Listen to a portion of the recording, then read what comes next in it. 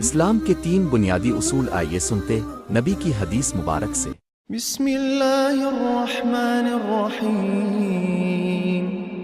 اسماعیل بن ابراہیم یعنی ابن الیہ نے ابو حیان سے، انہوں نے ابو زرعہ بن عمر بن جریر سے، اور انہوں نے حضرت ابو ہریرہ رضی اللہ عنہ سے روایت کی، کہا رسول اللہ صلی اللہ علیہ وسلم ایک دن لوگوں کے سامنے تشریف فرما تھے۔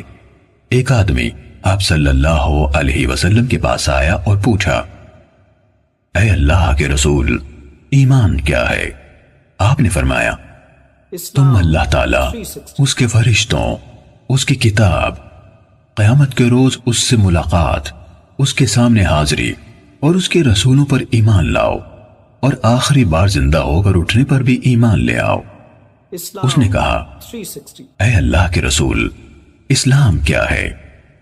آپ نے فرمایا،